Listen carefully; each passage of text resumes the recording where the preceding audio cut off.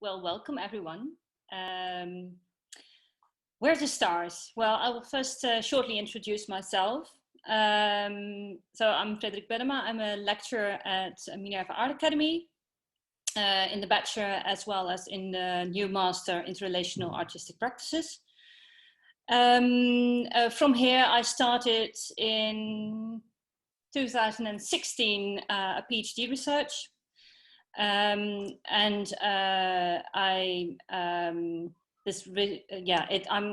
conducting a research in the intersection of art and education, not art education, but higher arts education and socially engaged art practices. And what I actually do is I try to look at how we can perceive the academy more as a part of society. I won't go deeper into that because then I will be talking about my own research for the rest of the time, and that's a different thing. Because due to my PhD research, and also because I've been interested in the socially engaged art practice for a longer time, I read a lot into the whole field of socially engaged art practices, and I've also been an advisor in several projects. Organizing them or from a policy perspective, but also writing funding applications, all kinds of different perspectives I've seen from this whole complex and broad field. So I hope I can serve you well by giving nice insights into this really broad and complex field. So I will start sharing my screen with you, and so you can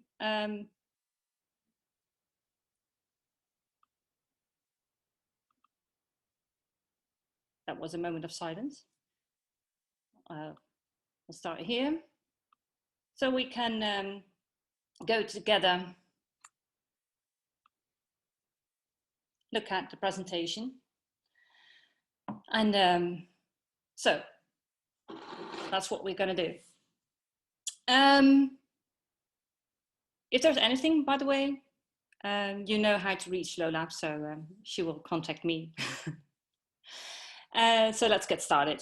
Socially engaged art practices. I also read some of your questions, and they were very interesting questions, very good questions, and I will try to answer already a lot of them during my presentation on how to work within a context and the technicalities of socially engaged art practices.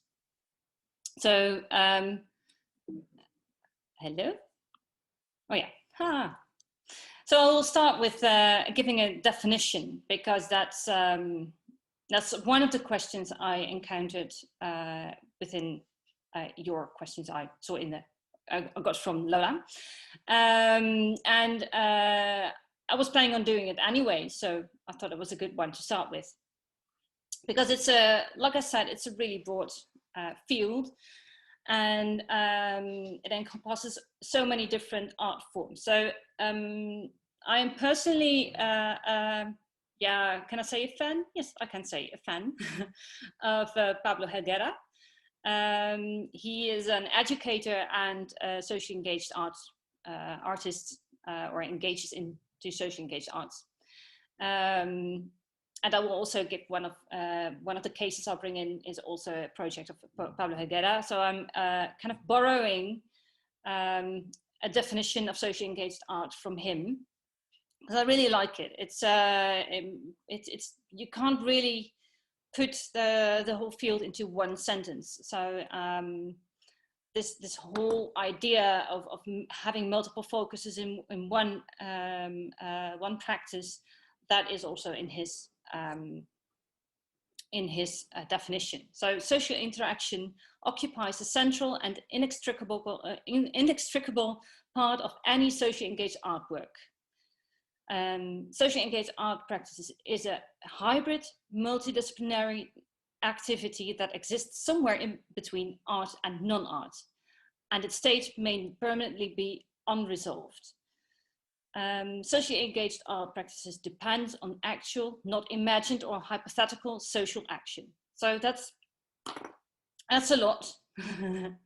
And we can easily talk about for an hour about this only one slide. So what I don't want to do with this slide is just primarily focus on what the art aspect is of socially engaged art, but it will kind of along the way will be there in the presentation. But it's more about what kind of issues will you deal with while you are working in a social field. So and those issues are that it's all about the social interaction. So there's always an aspect of social interaction, and it is also the main body of the work. So what this means, and that's why I start this slide with socially engaged, it's about versus with, and symbolic versus actual. This means that practices about something in reality are representational, and that's it's not an evaluation of whether that's good or wrong, but that's like if you have a painting, for instance, that's most of the time it's not most of the time, it is a representation of something in reality. So whether it is a landscape or if you have, for instance, Courbet's socially engaged paintings, which are engaged with the social issue, but they're about the social circumstances of farmers at that time. So, and that's, I think here is like the crux, the essence of where it all comes down to within socially engaged art practices.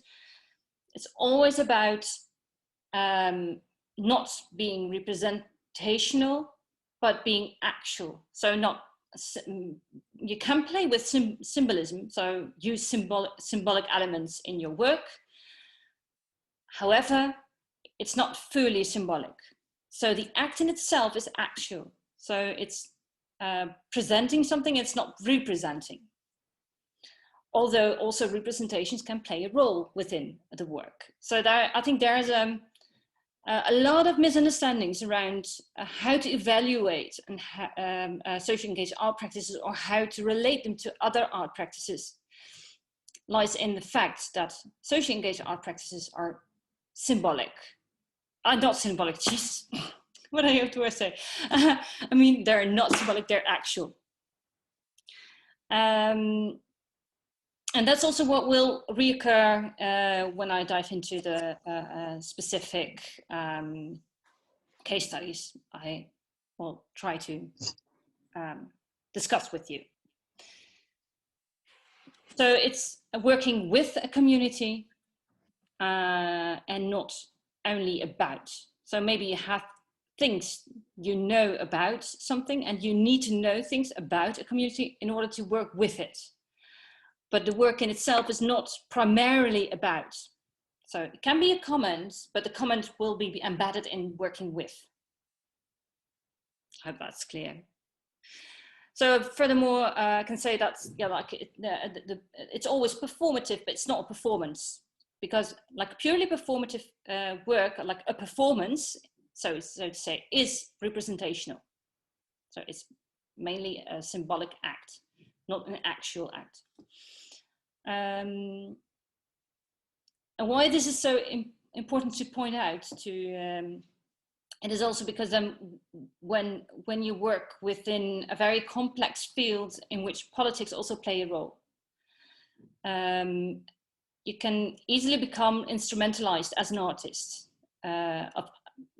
due to other other agendas that play a role in it. Like political agendas, of maybe policy agendas, or all kinds of agendas.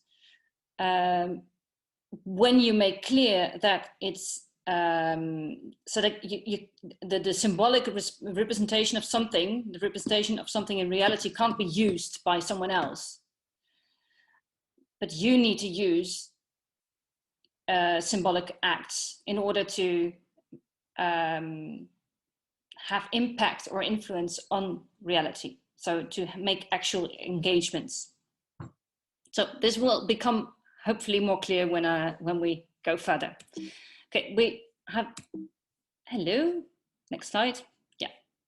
So there can be a range of aims and goals within socially engaged art practices.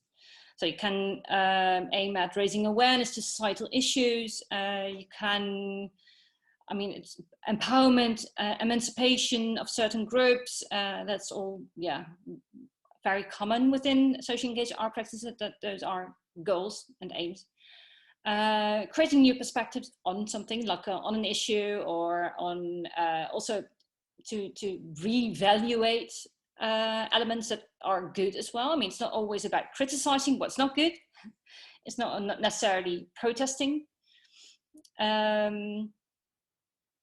Bringing up values, or negotiating them, creating space for making new relations. So redefining and creating relations is not necessarily always a goal, but it happens. So sometimes it's an underlying aim. So maybe not everyone will be aware of it, but that's something that happens. Which is also something that automatically happens if you work within and with an environment. So you'll have to create the relation yourself, and you can't do it by yourself. So you always have to work together with others. Otherwise, it will be your ideas about a certain context displayed within this context, which is not necessarily, doesn't necessarily make bad work, like bad art. I mean, that can be a fantastic work of art if it's something about something you're interested in, but it's not socially engaged art. So that those are just different things. Okay, then the social context. So the context in itself is always perceived as a social context. And by that I mean, whether you are in an institutional context, or you work in a neighborhood, for instance, or in a rural area, or maybe also even a company, like in a more commercial context. It is always about how people relate to each other, and how they relate to their environment, how the interaction is. So you can name up a few more perspectives, but you can define the social context, or the context you're entering, as a dynamic constellation of social relations, a fabric of seen and unseen dependencies. For instance, if you're in working with governmental institutions, or with people who rely on certain policies, or like working within systems, it can all be about like getting a new perspective, or creating new perspectives on this fabric of seen and unseen dependencies. Then you can also look at it as an entanglement of overlapping communities, because there's not always, if you enter a community, you can't say that you enter one community, or you have to define what this community is. So there's it's always like, there are always different communities. What I mean with that is that the idea, I mean, I can also talk for an hour about community. That's also a problem. But anyway, the community in itself can be a very volatile thing. So that can be something that emerges around, for instance, some kind of hobby club, or it can be a community which is also very volatile on Facebook, or so there. In a community, even if you like, for instance, enter a village community, which seems to be from the outside to be one community, it consists of multiple communities, because people go to sports clubs, they do have family somewhere, maybe living somewhere else, they have their working community, there might be people who also enter learning communities and functioning in them. So everyone functions in overlapping communities at the same time. So as soon as you enter one community, you think you enter one community in a physical space, you also enter other communities. People bring them with them. So that's something you have to be aware of, that it's there, either to be worked with or to ignore it, but it's something you should be aware of. Okay, and then interrelatable histories and evolving narratives. Well,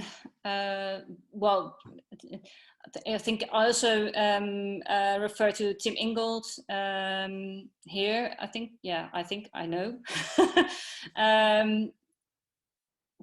Well, I think no. Well, anyway, and I start thinking what I think. That's not saying out loud what I think. That's not good.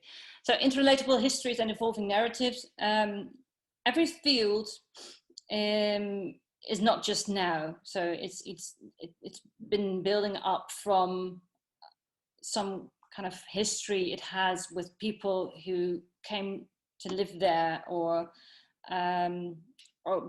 like passengers who temporarily live somewhere and then go away, or people who live somewhere their whole lives. And so like the place is shaped by those histories. It's loaded with the narratives that are there. And it's all material you can work with. So it's very valuable to discover it as, well, if you have the perspective of entering a social context as a context of interrelatable histories and evolving narratives, then you have a lot of material to work with, and very rich. And that those four kind of ways of looking at social context are all interrelated. So if you look at it from as a fabric of seen and unseen dependencies, you can also see that as a fabric of caring relations. Like everyone cares for someone. So there, everyone is depending on someone else, and sometimes you're not aware of it, and you can work with that. So it can be, and that can also be related to the history they have, or the narratives that came from it, or maybe will come from it. So, and facilitating space to create more narratives. Okay. So far, we're good? Yes, we don't have any questions in the chat. If there are any questions maybe related to this, maybe now is a good moment to ask them. Otherwise, we proceed further. Okay. Very good.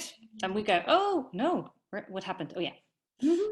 Yeah, I think we can keep going, Frederiek. Yes, we go. So the practice. I set up 3 main questions to start looking at 3 to 4 case studies, depending on how much time that takes to really dive into those contexts and cases. So, well, the first question is how to approach and enter the context. So,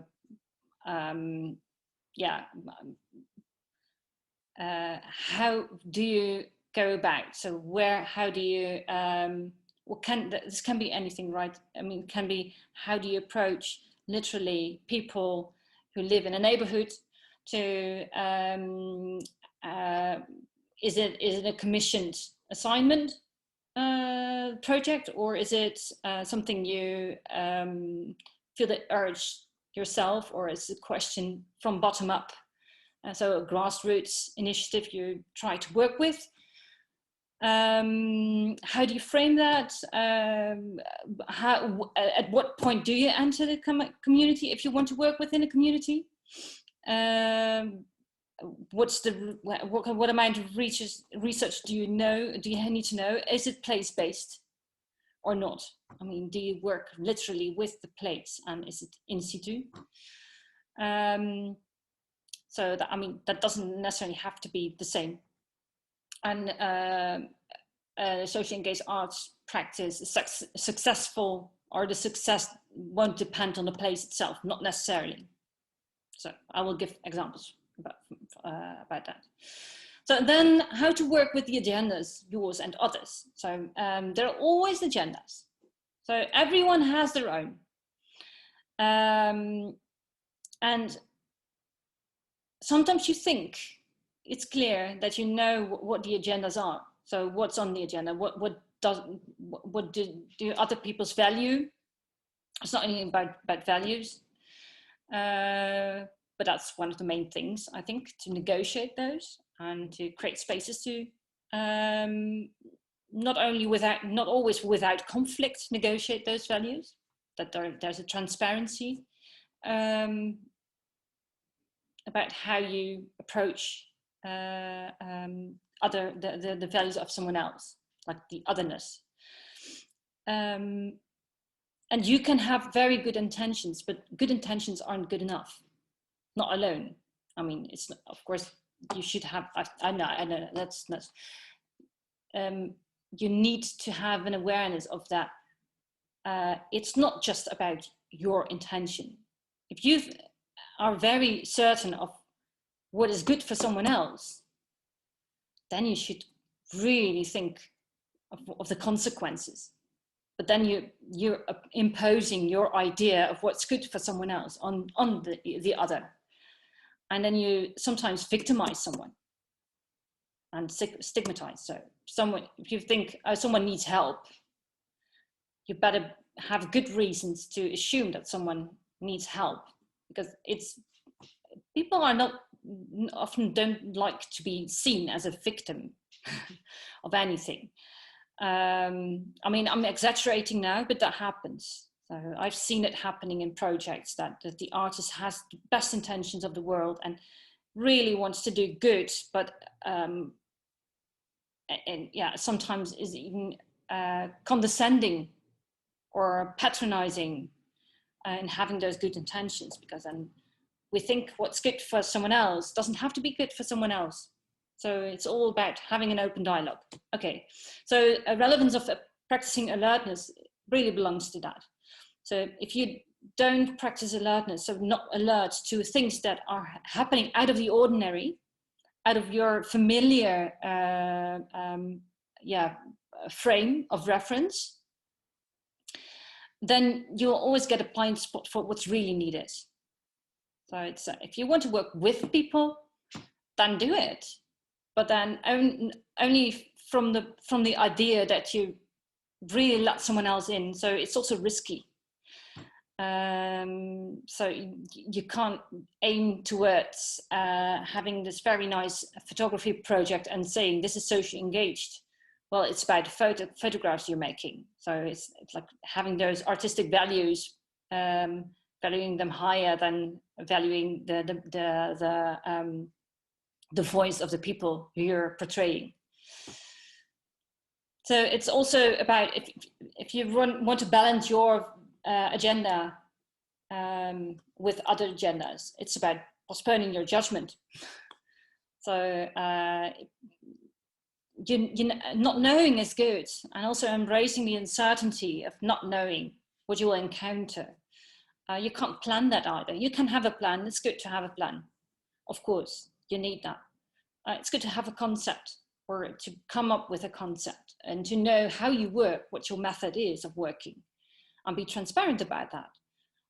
But it needs to be open for others to come into that process. And if you're having your judgments, you can have your judgment, but then they should be discussed. They should be negotiated. So you need to create a space for those judgments to be discussed in an open conversation, an open dialogue. And there you also need to open up for participation, because otherwise you don't have this dialogue. So you give up some of your autonomy to create a space of open dialogue and to give others the opportunity to participate, and also maybe collaborate in cooperate in a project. So then, who or what is an instrument? They're all related, right? All those questions. So I think this is a very important one. Because if the you can see a lot of things as an instrument or a tool in socially engaged art projects. It's not a bad thing to be an instrument as an artist. I think that's really a good thing. And you have to be clear and also to figure out who you are an instrument of, yourself, your own agenda, or someone else's. Who's paying for what you're doing? So are you then becoming maybe an instrument to some kind of, I don't know, policy, or maybe also an art institute? Like, art institutions are not harmless. So they're not always the open spaces that they promise to be. Like, we can, of course, and it's also not that I think you're not accountable for what you're doing, but you're accountable for the promises you make, but don't make any promise you can't keep. So in terms of instruments, I think it's really important to, I've already mentioned space a lot of times. So space and time. So if you take time, socially engaged art practice often take so much time. It's always about durational projects that evolve over time, building trust, yeah, it's also there. Materialize what you're doing, but only when necessary. So then those materialities can be symbolic also, as tools, as instruments within the process, and create spaces. So spaces where for ambiguity also. I think ambiguity is one of the I mean, ambiguity within arts in general is an important aspect. Like, in most art, I think, yeah, most art projects I'm really intrigued by. They are very ambiguous. So sometimes you don't know what you're looking at, what happens, what's happening. If you're like shaken up at some point by an art project because you don't know what's happening exactly, then that's a good thing. I mean, then it can trigger your way of thinking. You can get a new perspective, or it can make you aware of your own way of acting, or, well, make you engage in a different way, or, yeah, change your behavior. So if you want to facilitate that, so it's also about facilitation. It's not always about creation. I think semantics in this whole thing is very important. So to be very precise about how to formulate and how to articulate what you're doing. So facilitation is a very important thing as well. So facilitate the possibilities for others to act in a different way, or to look at their reality in a different way, or to have to create some common ground on what people are doing, but also to connect people from different levels in society, levels or parts of society, or from different communities. So it can, it's not only to connect people within one specific bubble, but to connect people from several bubbles.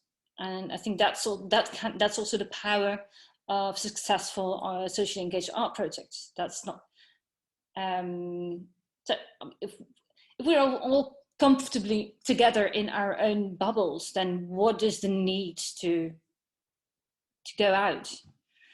And we need to go out to learn from each other and to get more an inclusive society. And I think that's something. Those mechanisms, that's something that is really relevant within socially engaged art projects, because that's actually happening. It's not only about how to connect people, it's actually connecting people. So, okay. Is this now shared? Yes, perfect. Okay.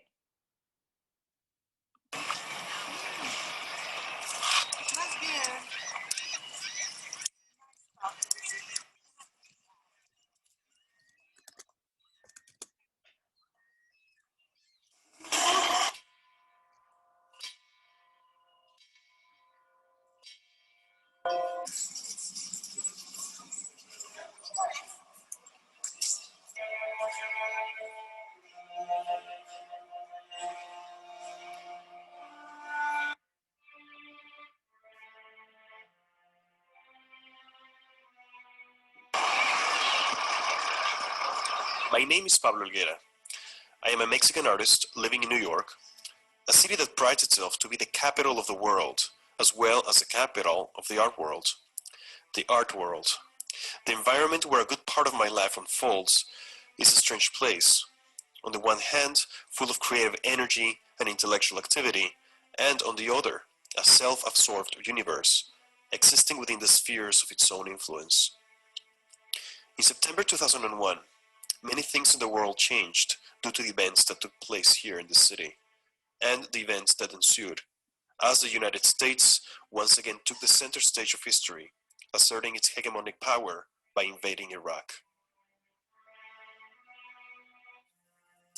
I wanted to understand how the American ideals of peace, brotherhood, and unity had evolved into a project of global hegemony. And I felt that we needed to look back at history, at the time when the countries of the New World had been founded. Where were those 19th century ideals of perfect American democracies, imagined by leaders like Jefferson and Bolivar? Where was the America described by the poetry of Walt Whitman and José Martí? And where were the artists, the creative minds in figuring out what is happening to us today? As a Latin American artist living in Anglo-America, I asked myself further questions. What did the concept of nation mean to us today? What is the role of art and culture in defining who we are? What is it that makes us unique? And would this knowledge help us reassert our place in this world?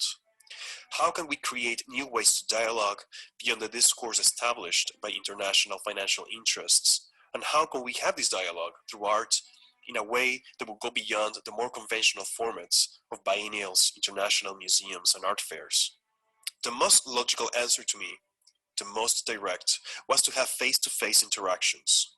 I would drive from Alaska to Tierra del Fuego in search of those answers, carrying a space with me, a traveling schoolhouse, which would be a place of collective learning to both understand the continental past and elucidate the present, organizing discussions and collective actions in between. Perhaps it was the most romantic action one could take, and yet to me, it was the most fitting for the kind of pursuit I was doing. I was in search of a place that I did not know whether it was real or fictional, and it was named Pan America. This is the story of that journey.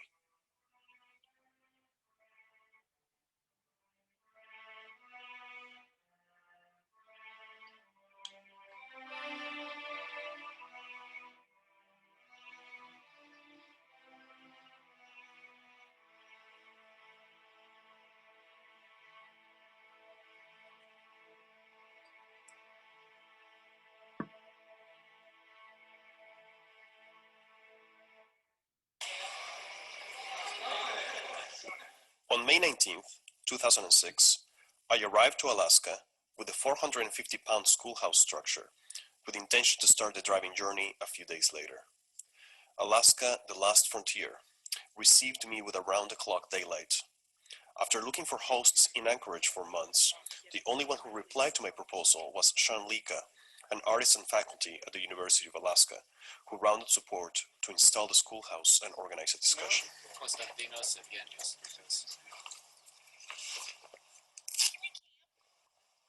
Okay. Is there a proof on this?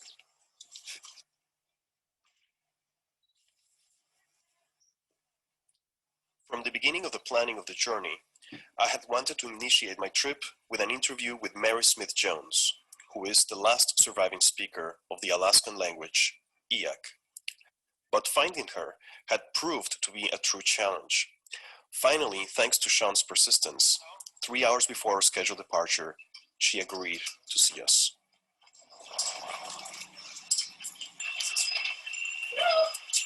Hi. Hi, Sheila. Hi. How are you? Nice to meet you. Yes. Hi, Pablo. Nice to meet you. It's Pablo. Nice to meet you. I brought you a gift.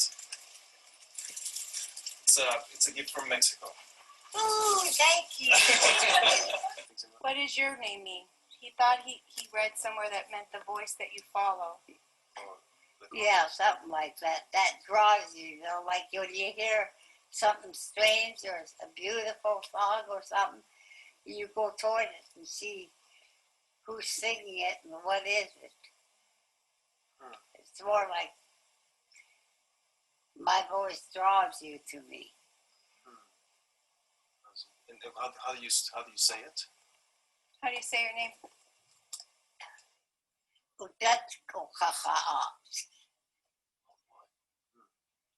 It's beautiful sounding.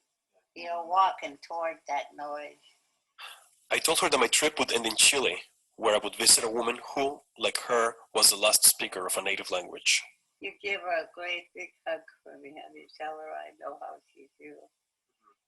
It's sad, but we were the chosen ones to carry on and help the linguists write them down. Please tell her that. I will tell her that. Before we left, Chief Marie said a prayer in Iyak. I would think about that prayer and about Chief Marie for the rest of the trip. The Alaskan Highway proved to be quite an early challenge. It was built by the US Army during World War II, and it felt that not much had been done to it ever since that time. Hi, how are you? None.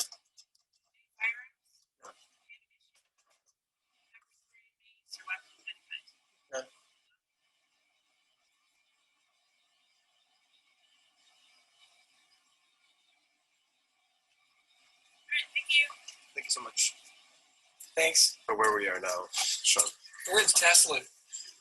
It's like 12:30 on the third day, second day. This is the second day. The second day, but we're still in Yukon. I think. But that also was the best part. It was a primal nature at its best, a virgin territory that felt unchanged since the beginning of life.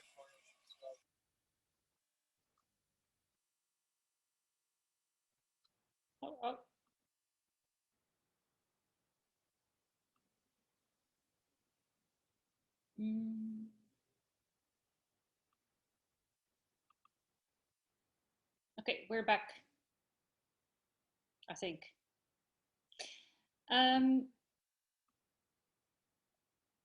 So I wanted to show you the first part of the documentary that was made of the School of Pan American Unrest by Pablo Guerra himself.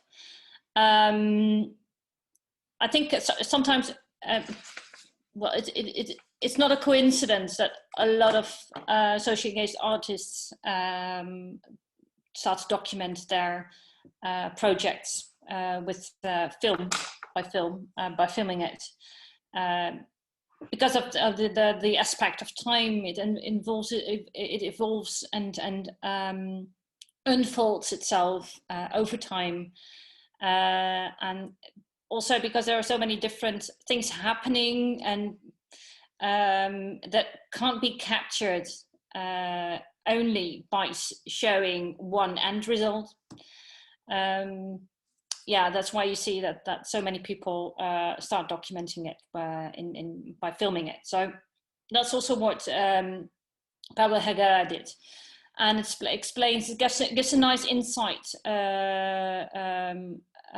into the whole journey he made, and that it's interesting, I think, to see that it's a cohesive whole, as I also showed you in the introduction of Pablo Guerra, but at the same time it's very multi-layered. So there are many voices that are heard, and it takes a long time for this project to evolve, and also before it started, because what you see here, like this image shows a preparatory sketch of the School of Pan American Unrest in 2003, while the travel itself, the journey, was in 2006, so 3 years later.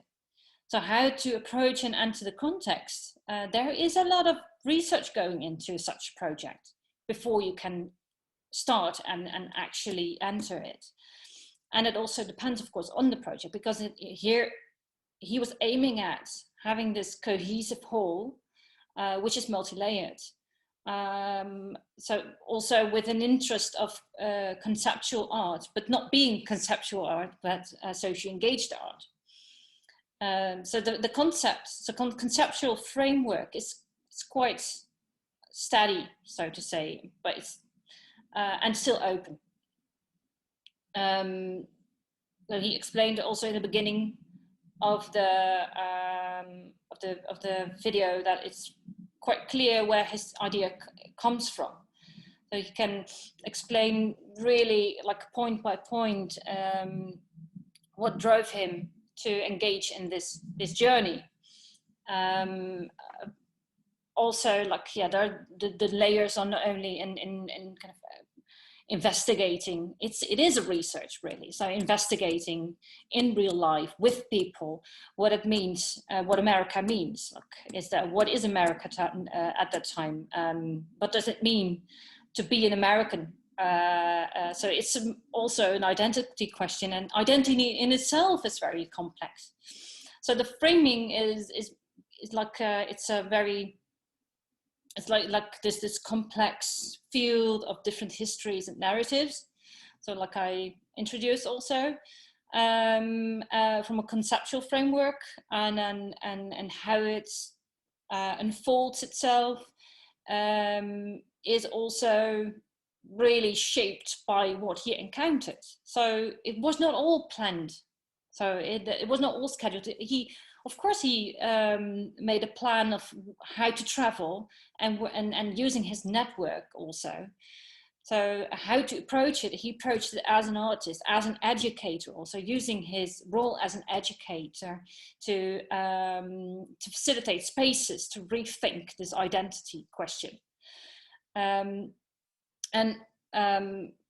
to also to give voice to different narratives that are maybe, and also voices that are marginalized. So like the example of the first person who's being interviewed in the documentary. So partially he's a stranger, like an outsider. So it's from a very autonomous position entering a place. So it's not place-based in that way. So unlike a lot of other socially engaged art practices who are very much based in situ, so like based on the place itself, so collecting stories from there and then building up trust with people who participate in it. I mean, this has a different character, but still is very much socially engaged art practice. And at the same time, he worked to collaborated with a lot of people from the field he is from. So from art institutions and also from educational institutions. So he visited several institutions. For instance, like in Portland, he had a very comfortable gallery that also gave him a budget.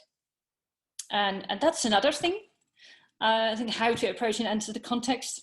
So how do you get it paid? Well, he got funded like for that, like, to prepare it, the whole enterprise, and to create this cool building. So it's like the tent, so to say. He could pay it with the funding from an arts foundation, Creative Times, yeah. And but along the way, he also got other fundings. So sometimes he got somewhere, and then he used his networking to travel from one place to the other, and to see who's available for him to host the meeting there in the place he would reside for a moment, and then see whether there's a budget possible. So to spread the budget, so you're not dependent on one fund, one budget. And I think that spreading responsibility of fundings or accountability also makes you not less accountable for the project, but makes you more independent in operating and seeing, kind of protecting your agenda, not being politicized by others. That's also what you will see in other projects I have as case studies. So I think that's a very important thing to keep in mind if you engage in a project and it's commissioned, for instance, by a government, or I don't know, can be anything basically. This is not a commissioned project, so that makes it the status really different, and his position also very different. If you are commissioned, if it's a commission, then you always have to be careful, like who's paying, so who's having a say in what you do, and be transparent. So if you know who is paying, then you can take responsibility for this person or this initiative institute has to take responsibility for whatever the outcome is of the work. So you can promise to deliver something, but you will have to be careful about promising what you will deliver. So it's not impossible to do that, however, but that's a side note, I think. So in this case, I think I think it's a successful project in the sense that it is successfully cohesive, and it does give voice to many people who would not be voiced otherwise.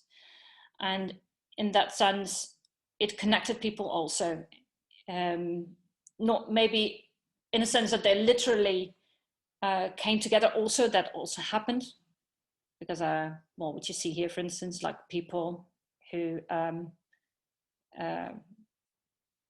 in Guatemala share now this collaborative act of carrying this flag, this banner. I mean, in those workshops, people literally collaborated and worked together. But also, like the first woman interviewed was connected in a way with someone else, like with the other last native speaker of an indigenous people. And that kind of connections are very valuable. And because Pablo Guerra values the evaluation of such projects, he documented it. So that was his starting point also. It was not something that later on he thought, oh, shit, now I have to document it. Oh, I forgot about it. No, he knew that he was accountable for what he was creating. And he also wanted to show and share that with other people. So after from 2007 to 2009, the project was also traveling around as an exhibition. So it served at different platforms, on squares, on community buildings, like in neighborhoods, but also in the art spaces. And there it had different meanings also. So it also comments on art spaces in itself and functioning of the art world. So there was a very multi-layered in that way. And there's another thing about how to enter or how to work with different agendas. So balancing the funding also makes it possible to balance the agendas more. I mean, it makes it I think creates more openness, more space to act. Then there something about how it's been received, because that's also very interesting. He encountered that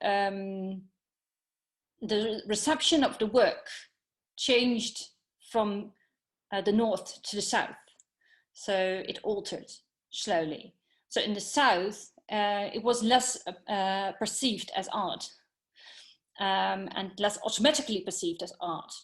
than in the north. In the north, he had he visited a lot of spaces where there was funding, and he got a budget to organize the setup of a workshop, and then it was also discussed as an artwork, sometimes critically or in all kinds of ways, but it was discussed as art, as socially engaged art or community art or social practice.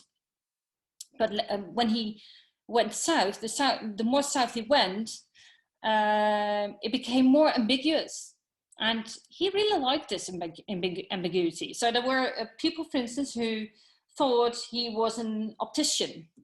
So when he came down with his church like this on a square, maybe he put up this tent, and because there's this eye on the bell, people thought he was an optician. So people came there to check their eyes and glasses here in the stand. So it wasn't always sure, it wasn't not always clear what he was there to do. So what this aim was. And this ambiguity of what art is or what can be can also be used. I think that's also very, it's an opportunity, it's a possibility to work with. If you want to work with people, you don't have to hand in like, okay, I am the artist and this is the artwork I'm giving to you. Good luck with that. It's like being a missionary. I know what's good for you, but I'm bringing art because that's good. I mean, that's very condescending if you do it like that. So what he's doing is opening up space. So he's literally creating space by making this, it's not really a school building, but it is a school building. Having this bell, and he can ring it to let people in. People can sit in this thing, but they can sit outside as well, as showed here.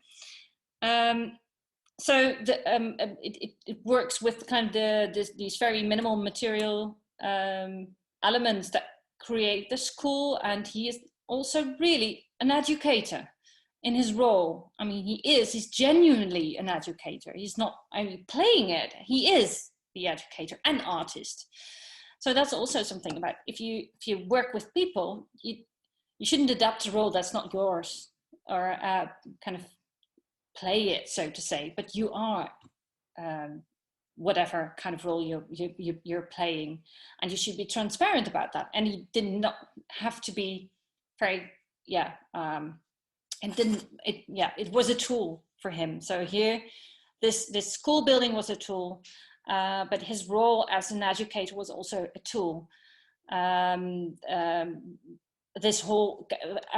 those material tools were becoming part of his traveling school and creating space to make something else happen.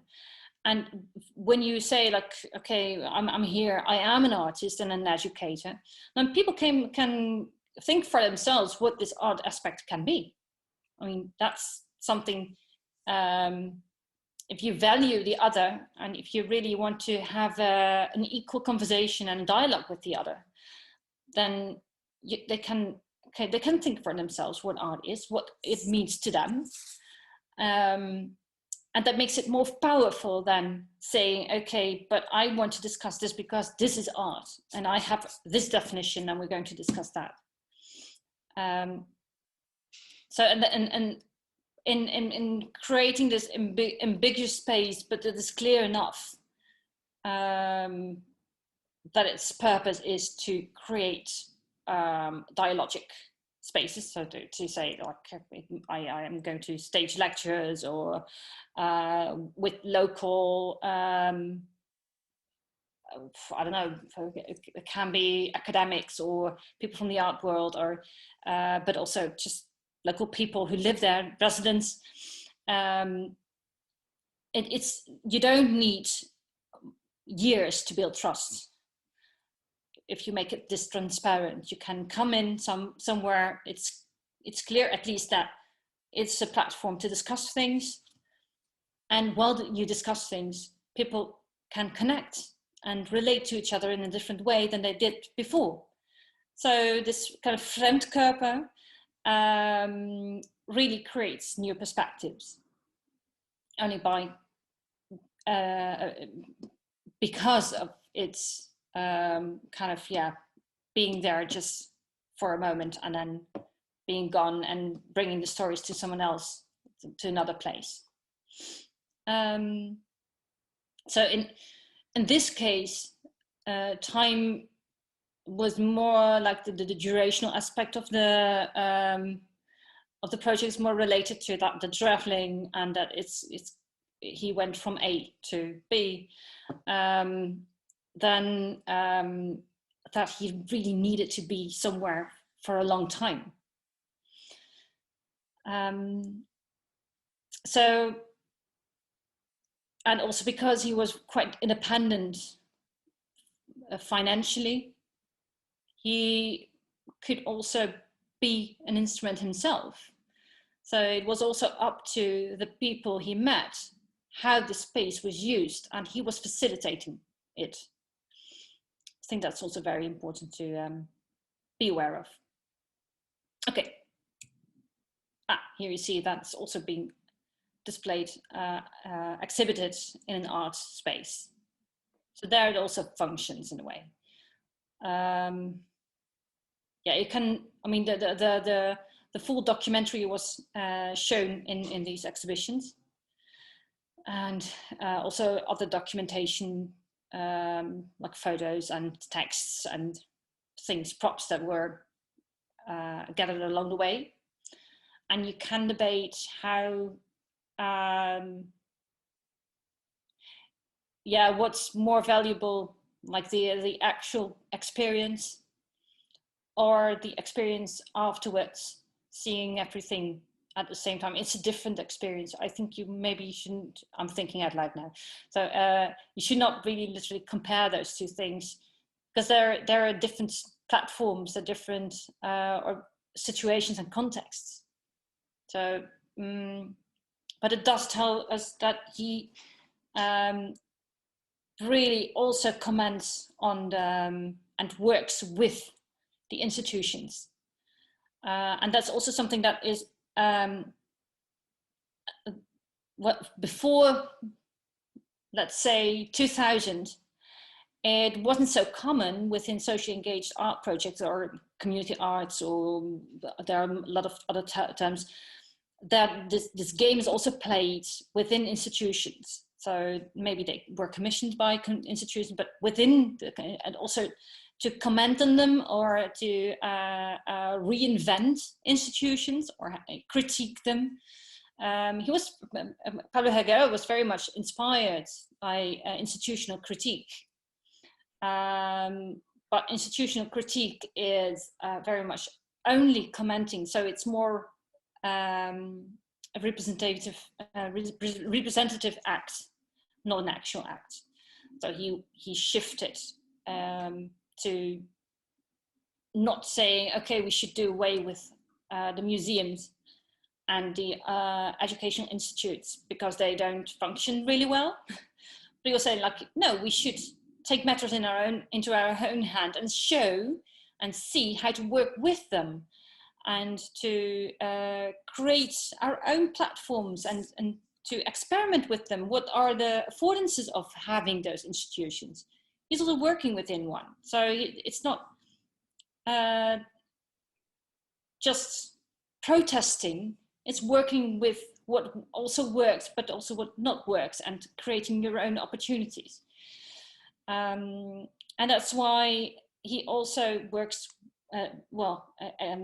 within the institution as an artist, not only within within society, so within communities. And even within the community, he uses with the format of a school. And it's not a representational school. It's not like we create a school, so but not be actually a school, but it was actually a school. I was traveling, it was nomadic, but it was actually a school. So I think that's, again, like where I started with, the difference between socially engaged art and other art forms, it's actual, it's not symbolic.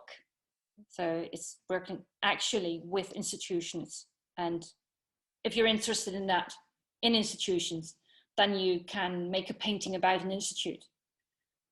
And you can make an installation about an institute. But that's still, an installation is still representational. It can make you rethink.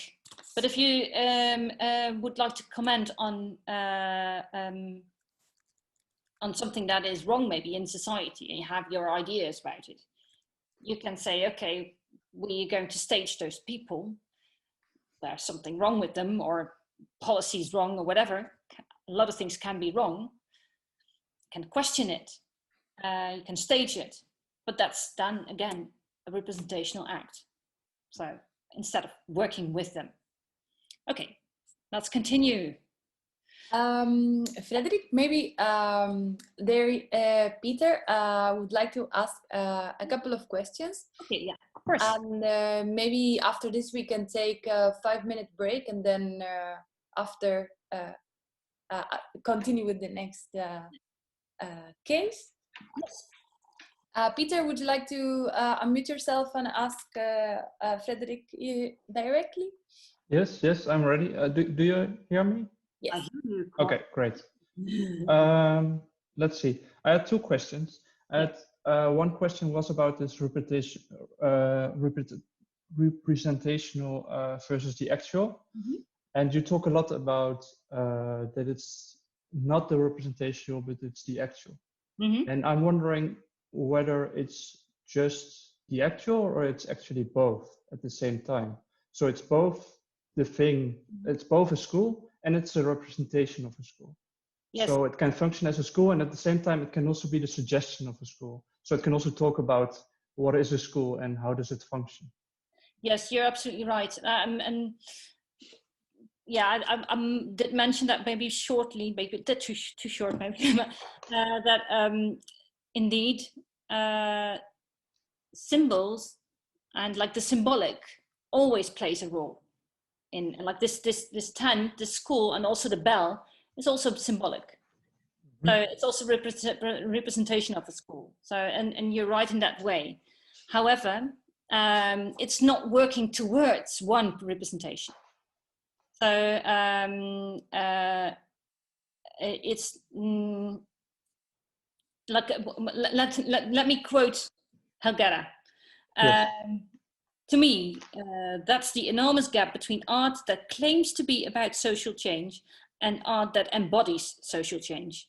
And that's why the relationship between pedagogy and art is absolutely crucial, because pedagogy and education are about emphasis on the embodiment of the process, on the dialogue, on the exchange, on the intersubjective communication, and on human relationships.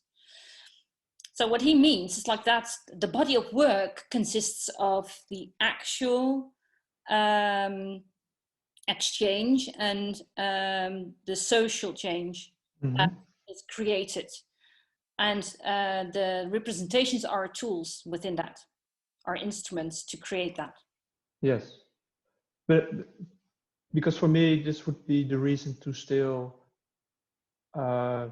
place it in an art context, to make use of this representational power of art, to be able to talk about not just have the actual thing, but also have the suggestions, so you can talk about what it can be and what it means in a larger context. But that's also, like, that's also what he's doing, right? Yeah, I think so too.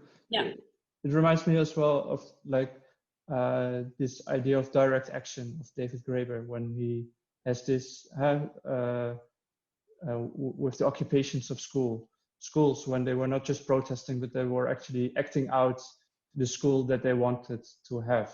Mm-hmm. I mean, it was still representational and the actual at the same time. Mm-hmm. I think.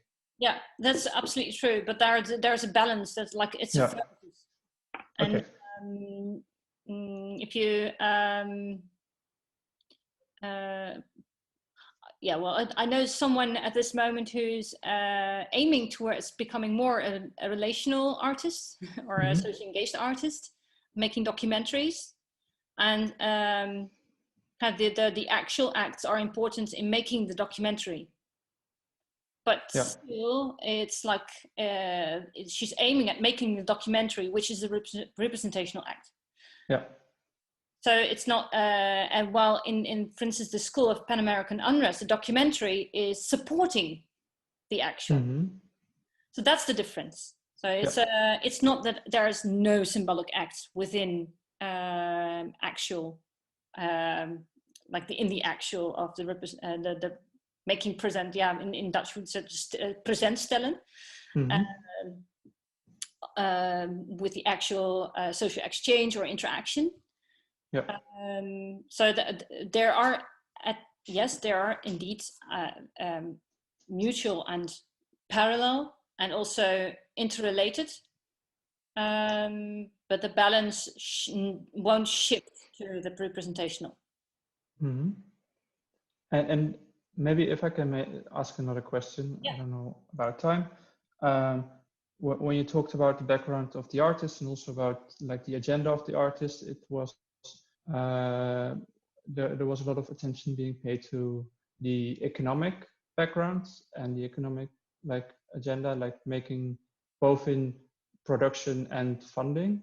And I was wondering about the role of the cultural background. So, for instance, with Pablo Guerra, I think it's important that he's a Mexican artist and that he's not like a white Western artist. So, yeah, that's something I wanted to. Yeah. What exactly is the question? Is it? No, yeah, I don't know. Maybe just something that I thought that I missed that I thought it Yes, would be nice right. to. Yeah, you're absolutely right. That he is also part of the. I mean, I think in almost every, I think you have to take your own position into consideration if you enter a context. So you're never completely an outsider. So no. Because you're interested in certain, yeah, I don't know about that. Anyway, many times people are not a complete outsider because their interest lies in some context, or and of course I think that's also like how to approach and enter the context. Pablo Guerra is also part of this context because of his background and how he approaches people, and he's part of two worlds. So he's part of the like the art world, so to say, and he's using that also, and he has his native background also. So he's a using that, so to say, in also connecting in different ways. So he's also a tool himself. Yeah. Yeah. No. Okay. Yeah. There. I think that is. Of course, the economic aspects and the commercial aspects are a part of it, of the agendas, and also how you enter something. But that's hopefully not the main thing. No. Not always. It depends, of course, on the aim of the project. Okay.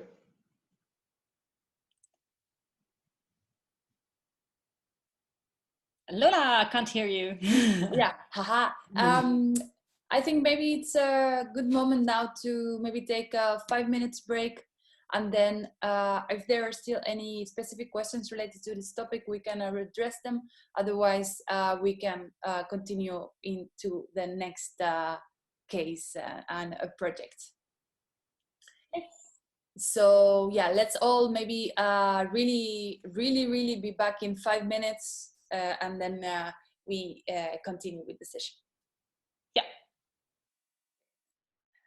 All right, let me check if people are back. Some people not. Okay, 1 more minute. Frederiek, you're doing okay? Yes. Good, nice, good to hear. Nice, it's really interesting.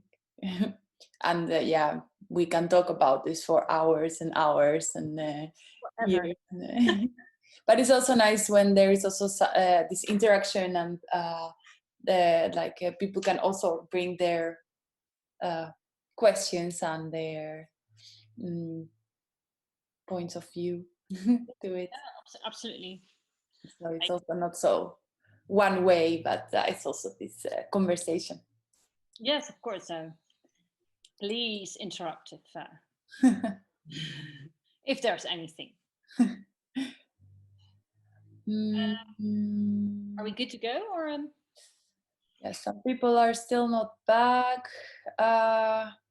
Maybe 1 more minute. I see some people are, well, not everyone has a camera, but I see some empty spaces. Empty screens. Oh, I see there.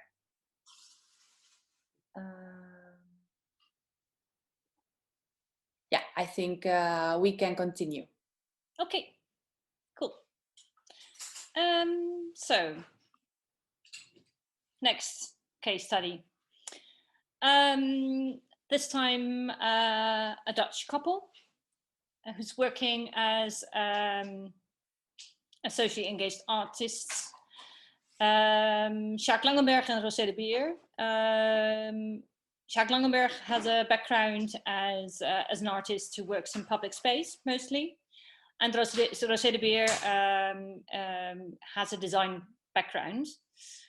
So as you can read, they conduct solicited and unsolicited research into the ins and outs of communities, social communities and working ones, with a sharp eye for the blind spots that exist as a consequence of habits and routines. So it's, what you can see here also, that's also parallel with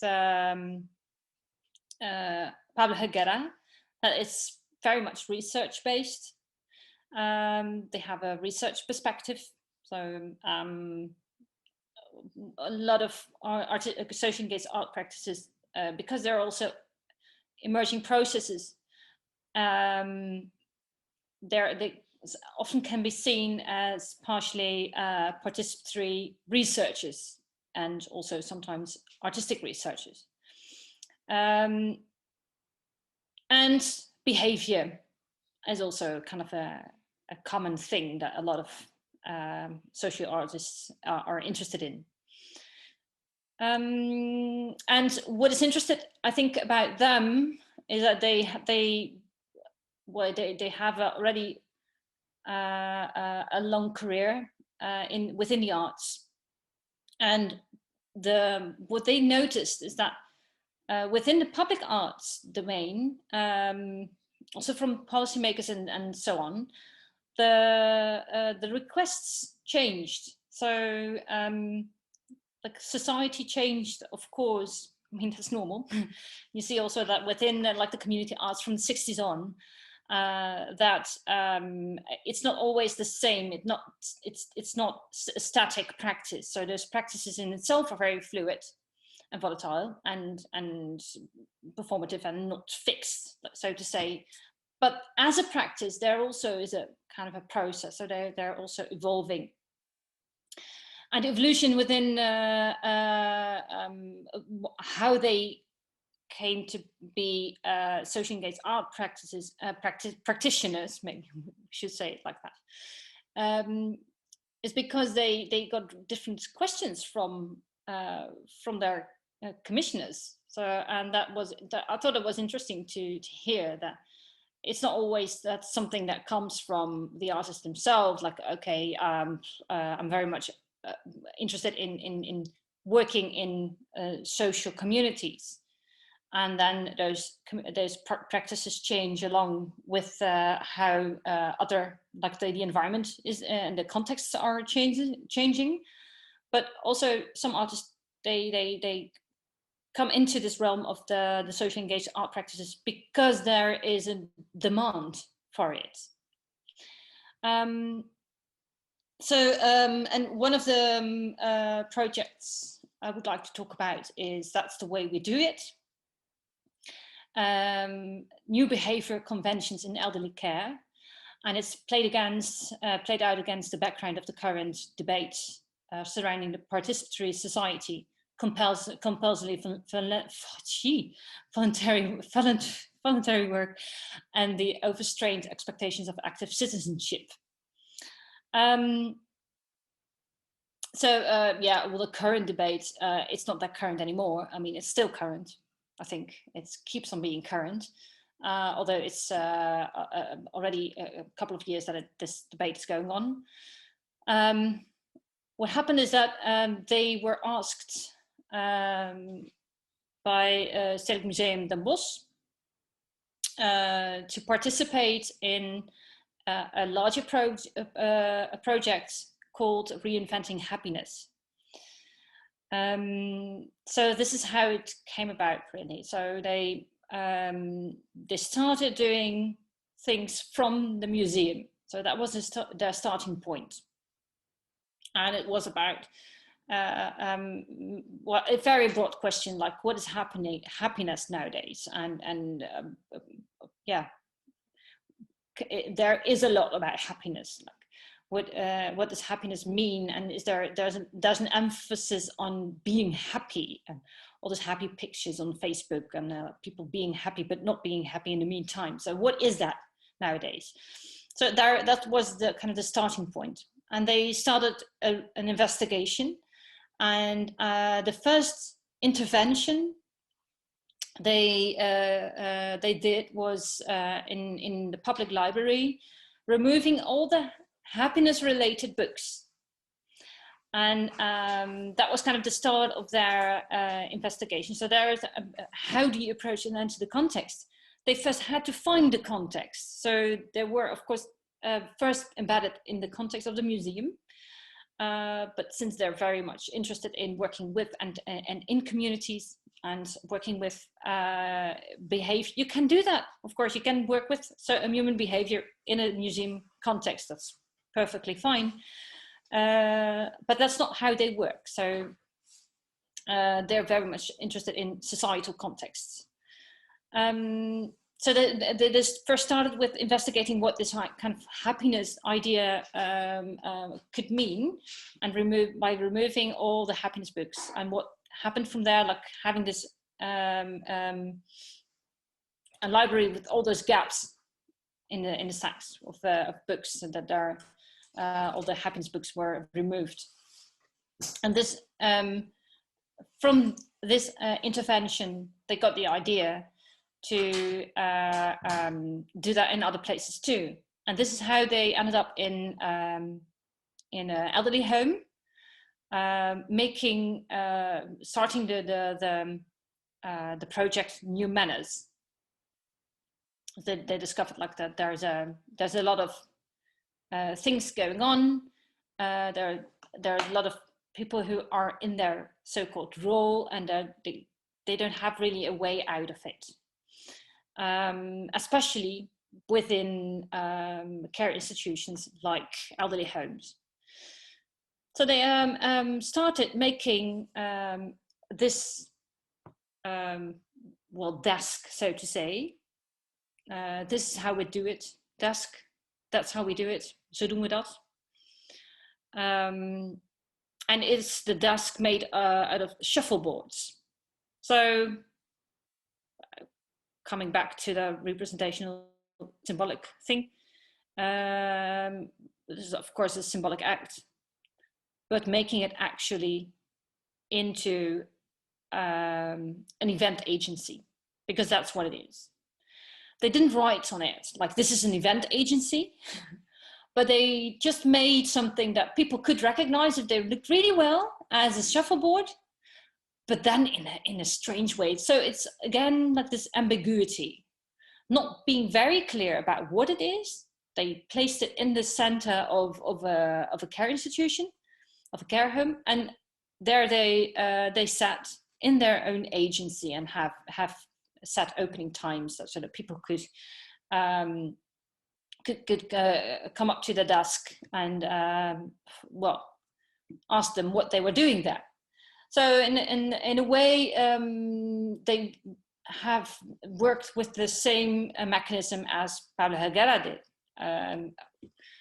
not being like nomadic in that sense, but being more embedded in a place. So the place in itself was more important, and it is also like a place where people are very much depending on each other. So this relational field of people who are, maybe the histories and the narratives also play a role. I mean, not maybe, they do play a role. But maybe what was more important here is that it's very much, it's a relational field, but not everyone is related to each other or to the environment. They live there in a care institution, in an elderly home, and they don't do that because they're so healthy and they're so happy most of the times. They end up most of the times in such an institution because they can't live anywhere else, which is also a sad given. And they wanted to bring some joy to being in a care institution and to living there. So they invented this kind of ambiguous desk and this ambiguous agency, which wasn't clear what it was doing. So if people asked them, like, what are you doing here? They were like, yeah, we're an event agency and we would like to organize events with you, not for you, but with you. And you're going to do it with us if you want to, if you like. And that was like a hit. That was really, it opened up new things. So that it was a literal space they created, a physical space that was also open, literally also open, and recognizable as something else than they were used to, but still there were things they could recognize and relate to. So everyone knows what an event agency is and what it does, but not this one. And they invite people to collaborate with them. And that was, that was very welcome. And a lot of people started engaging with it. So they started, bringing ideas, and it was a starting point to also observe what was happening there. So this whole idea of the relevance of practicing alertness was very prominent in this thing. So they were sitting there not with the expectations of others, like, we are going to organize this and this and this for you because we think that's good for you. Maybe there should be more activity, but we're not sure. We're just suggesting that there might be more activity, but we're opening it up to discuss it with you, and then we can facilitate it for you. So they were very alert to things that they wouldn't expect to be there. So they were not imposing their judgment on people who lived there in a way. And they also opened different levels of participation for people. It was really up to people to decide for themselves whether they would want to participate or not, whether they wanted to collaborate or not, or just share a story, or I don't know, they could do so many things, and they did so many different things. A few examples, what they recognized, for instance, was that there were a lot of people who were not, well, like stories, like there were people who didn't feel valued for the knowledge they brought in, because there were a lot of people who had professions that were, I mean, maybe they were professors, or they were doctors, or there were all kinds of people living in this home, and they were not really valued. They were useless, and they want to be used. So there were lecture series coming up. There were all kinds of events organized around it. So because then people were bringing in more things they would like to do, and they were to stir up the whole thing. Another thing that is also like, there's also humor in it, like humor as a tool. So the humor is used as a tool, but so the project is in a way lightweight and humorous, because they wanted to bring some light into this almost depressing home. But they didn't want to make a joke out of it. It is serious. It's serious business. I mean, that's also taking the others serious. I think that's also very important in these projects. So that's, again, I think, coming back to the relevance of practicing alertness and postponing your judgment. You take the other serious, and you really listen to what the need is, and not to say like, okay, what's your problem? And then assuming that there is a problem. I mean, maybe someone is not even perceiving something as a problem. Maybe you are, and then you become the problem. So what they observed, because observation is also a very, very, very important aspect, that a lot of people complained and grumbled the whole day. And that's not something that they concluded necessarily, but also that people told that about other people. So like, people are complaining all the time and I'm doing it too. So they said, okay, maybe it would be interesting to have, that's also kind of a common denominator. A lot of people like to grumble a bit, like complain a bit about things, how things go. Maybe that's something that connects people too. So they made a club. The Grumble Club. I didn't know how to translate it, so I made the Grumble Club out of it. So the Moppel Club. And that was a huge success.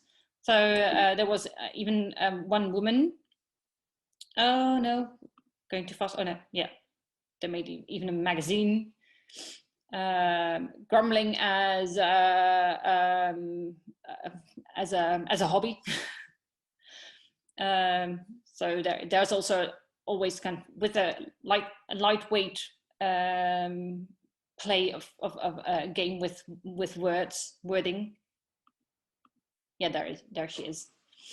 There was one day there was this volunteer, and she was like laughing at herself, like, I have this grumbling day. I feel like a grumbling volunteer at the moment, and so it put also things into perspective, like bringing this lightness into their days, and to put things into perspective. So she had those balloons with the Moppel Club on it attached to her apron, and she walked around the building the whole day with these balloons attached to her. And she did that for the rest of the week, and it became like the running gag. Right? Everyone wanted to run around with the Moppel Club balloons attached to them. And so it really brought in new perspectives on being there. Like, okay, we can start complaining about, continue complaining about things, but we can also take matters into our own hand and use it in a different way and make something out of it, something else, something better maybe. So that's like really they came with those ideas by being embedded in it. So what is an instrument here? So then I think this whole, all those things, like those are visual communicative things, like the magazine, the sign, the shuffleboard desk. These are all instruments, but the artists are most of all maybe the instruments in this whole constellation, so to say, open to participants to engage in it, and or not. I mean, what doesn't move, right? I think that's also a very important lesson. Don't force anyone.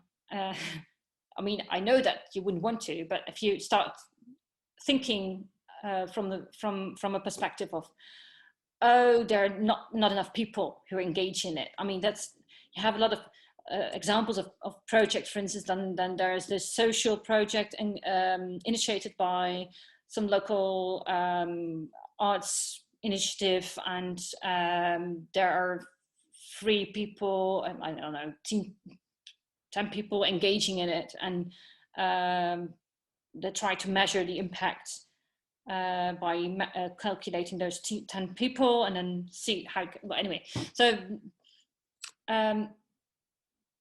one thing is that it becomes it can be kind of a representational act that is only takes place within the realm of the arts, and it's not really engaging in the social, so it's not really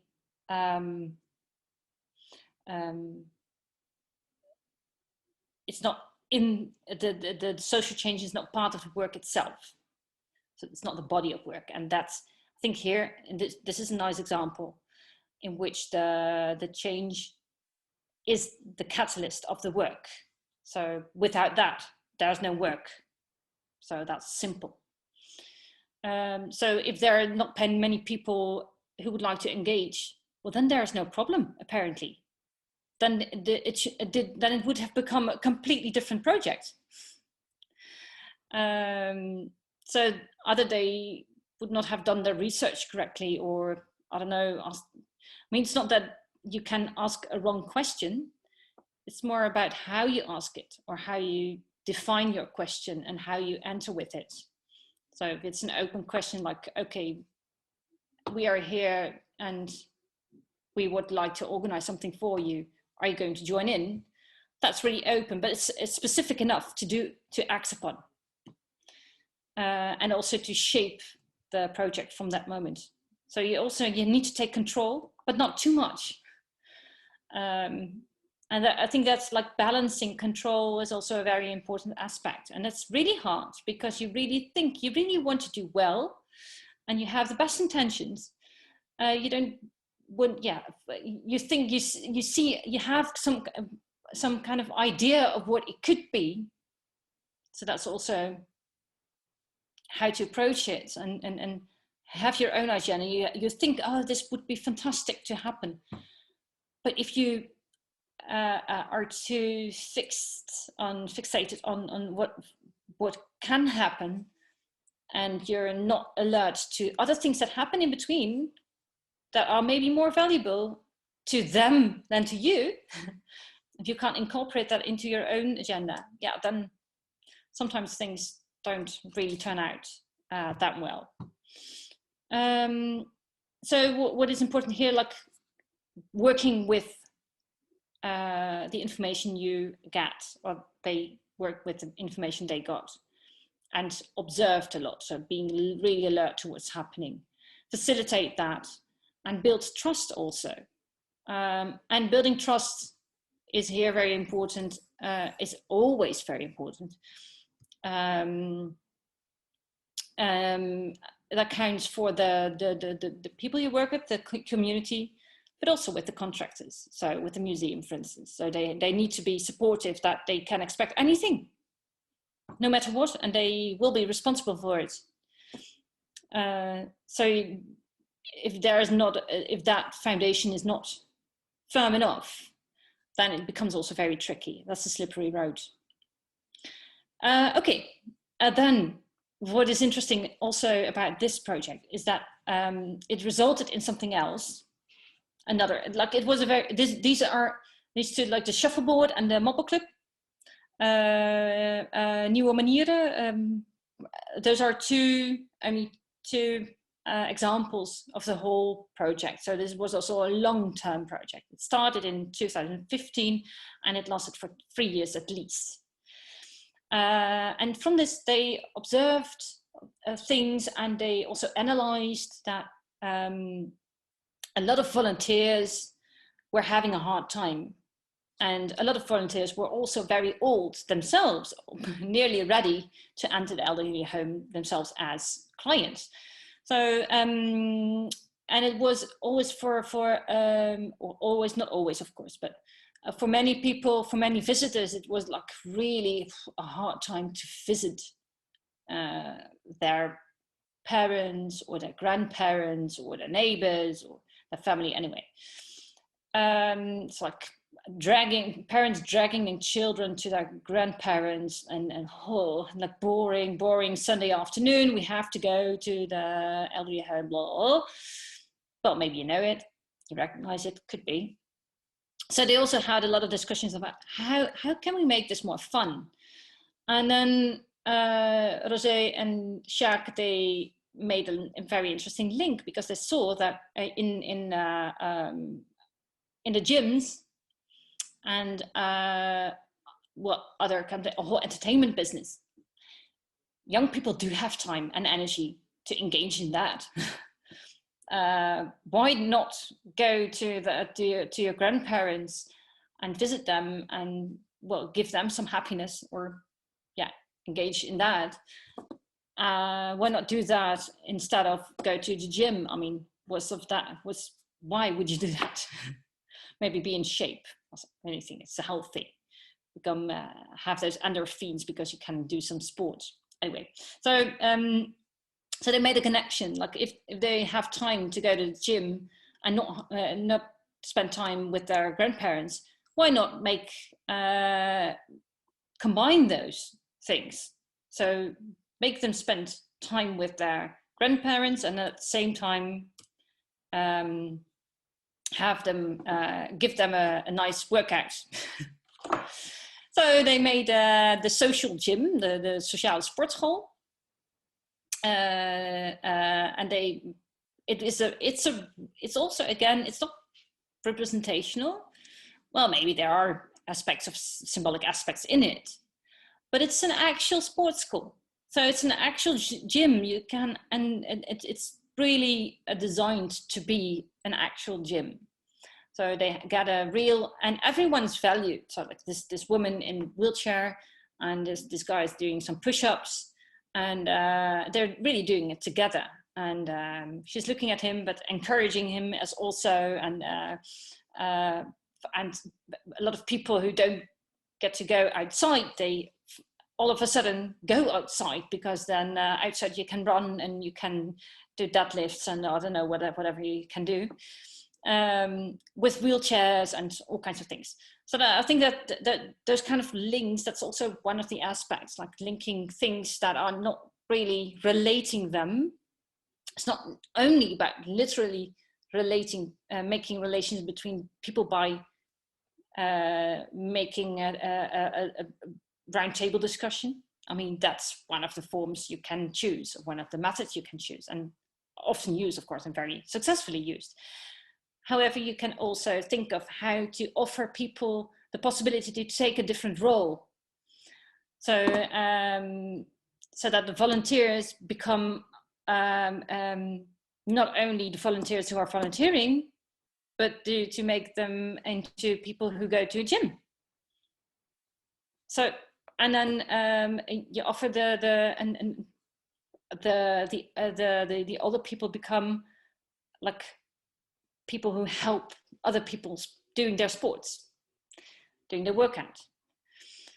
So it's redefining roles, creating possibilities for others to take a different role.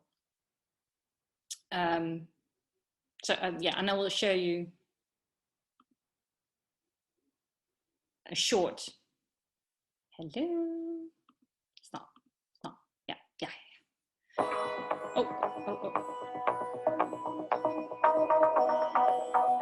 Frederiek, I think it's still like what happened before. Yeah, I will do it.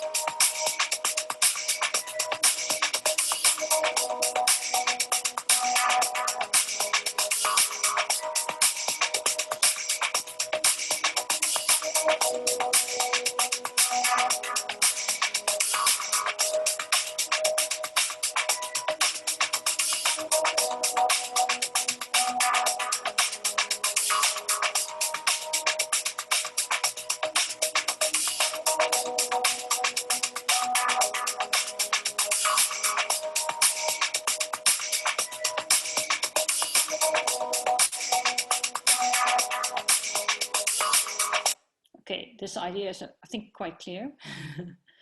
I'll show you another one too, quickly.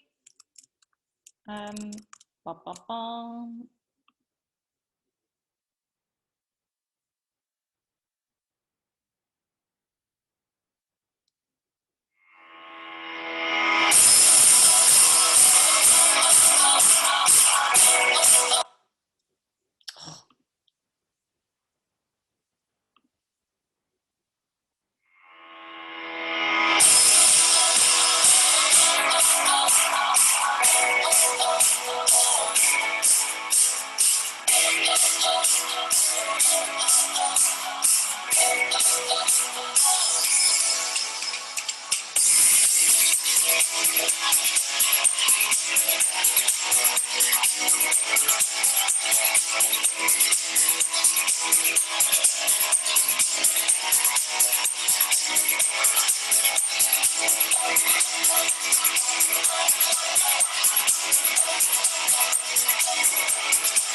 je niet, het is echt redelijk zwaar.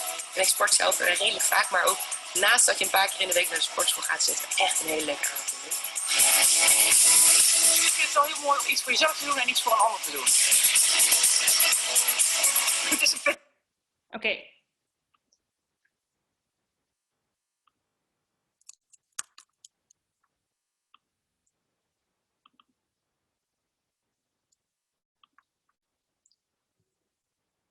I think we can continue watching that, but you can also do that another time maybe. So the reward for people to join this social sports school is not a social gym. Sorry. It's not only because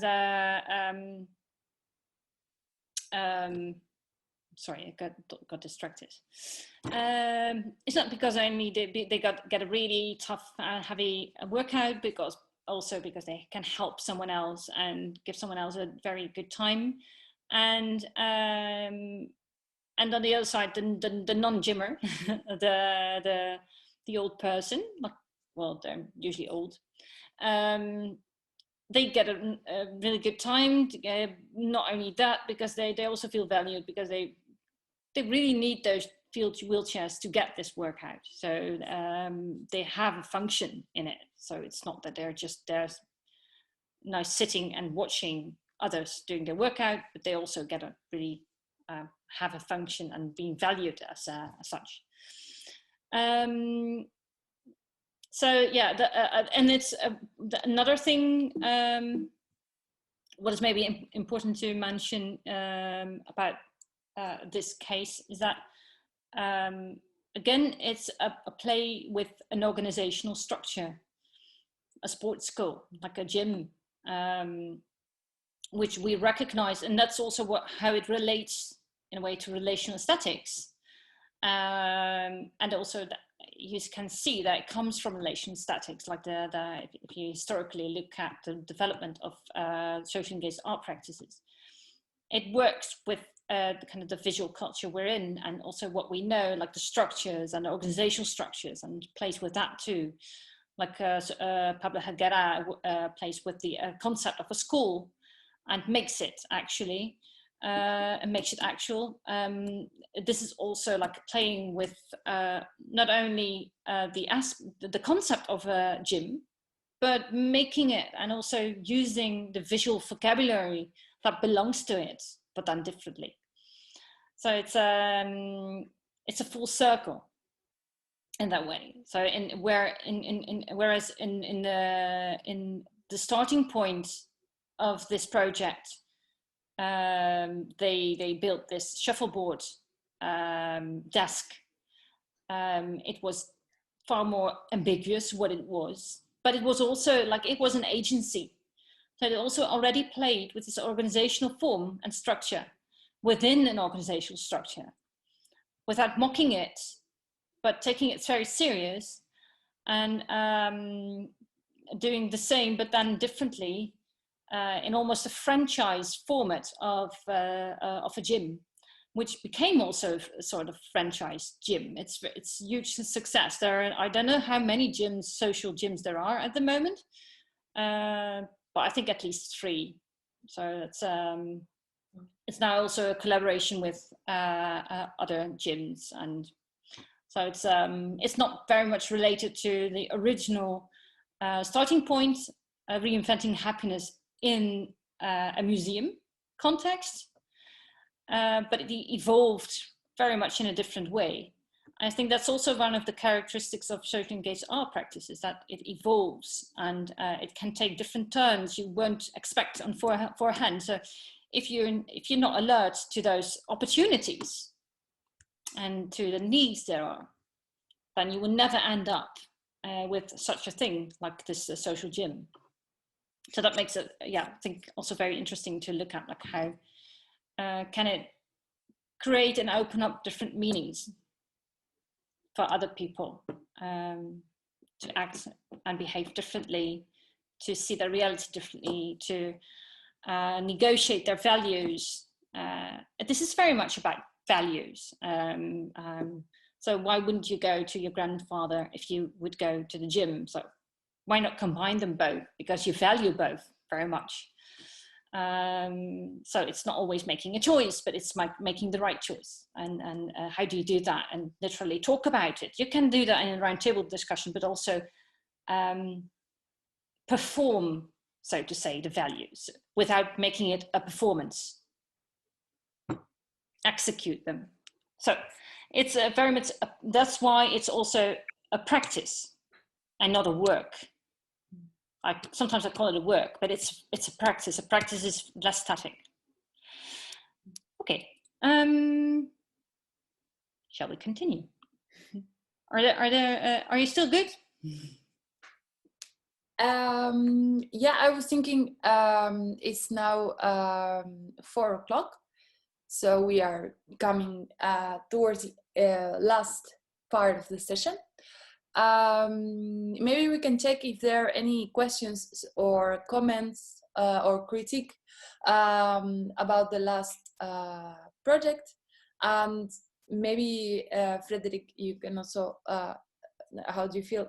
We can maybe open up for those people that maybe still would like to address a specific question or something that hasn't been maybe or that they are so curious about. Depending on this, we can see if we can go into this next case or if we address these questions. I'm fine with that.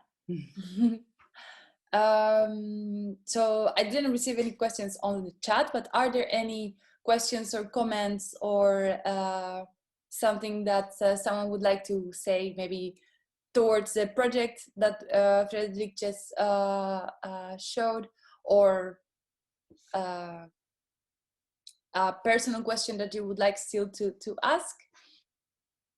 Now is the moment.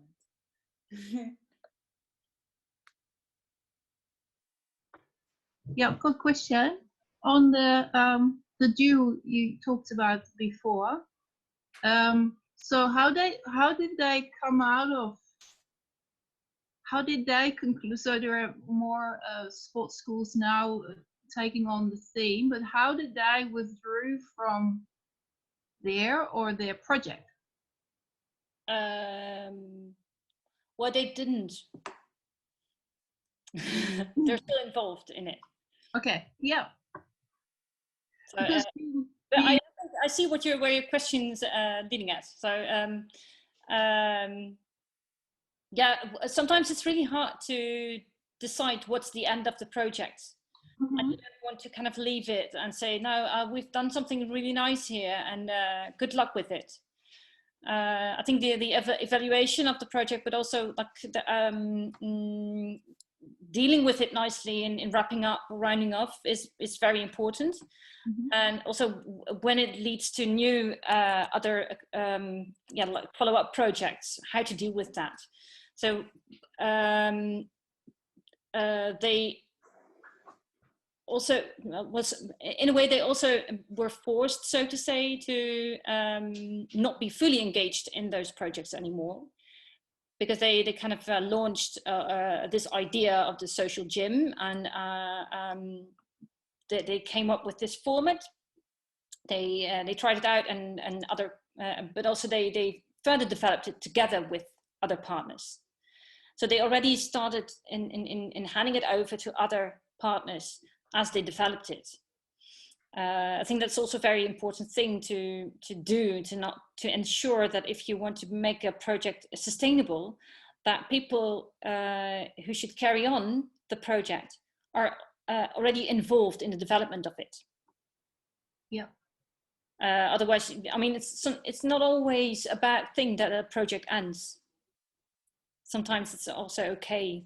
It's fine that there is a final stage of a project, and then you move on, and other people move on, and then as long as it is clear who can be kind of the author, so to say, of the next step in the process. So another example, I've been in a project in which there was a game developed, and this game was completely developed with the community. It was a student project, and after the project ended, the students remained in contact with the community, and they handed over the game with to the community. Like, okay, this is now, we developed it for you and with you, not necessarily for you, but with you, and do with it whatever you like. So they really transparently forwarded it to next level. And what happened to the game afterwards was not really up to them. And in this case, it's very much a collaboration. So they're more involved in terms of, like, being sparring partners, and like the original authors, but they collaboratively developed it so they can hand it over to other partners. So what is left of the project, the way they set it up? Like what we saw, a few photographs? I'm sorry. These things, like yeah. Well, they what is, I'm not sure really what is. That's also one of the complex things of these projects. Sometimes you don't have all the information, because I don't know what is left of this project. I think after they officially it was a 3-year project, like a trajectory of 3 years, commissioned by the museum. So after these 3 years, I think they just rounded off and handed over what was left of it, or like the results, to the care institution. That's normally how things go. But I'm not sure, to be honest, how they ended up and ended this project, because I don't think that well, because there was so much in it, there were the authors, and that's also, there's nothing, you can't erase the authors and the artist as an author of a project, because it's also about accountability. They're also accountable for the project, and if they step out of it, then you need to kind of negotiate other. Sorry, someone's trying to. My phone is off, and now people try to reach me via other media. Anyway, is that an answer to your question? Yeah, thank you.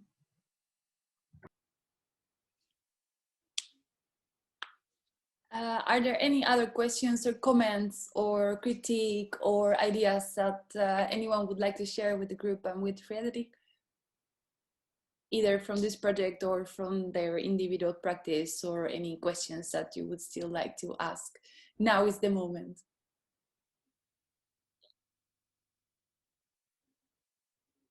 Now's your moment. Maybe what I can do, maybe someone in between will, I can quickly, because the last thing I would like to show, I think that it's this case, because I think it's interesting, because on their website you can see how they adapt to the corona crisis. I think that's maybe interesting to show. And well, they also work from a slightly different position and in a slightly different way than the first two case studies. So they work in public contexts, but also in the context of art spaces. And I will share the website, and I will new share. Oh no, you can see it, right? Can you see it? Yeah.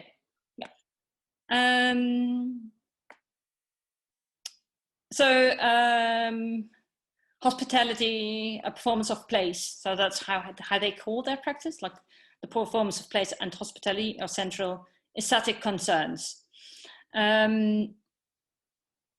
They work, their whole work revolves around food, traditions and rituals around food, food as a method, food connecting people, but also the meaning of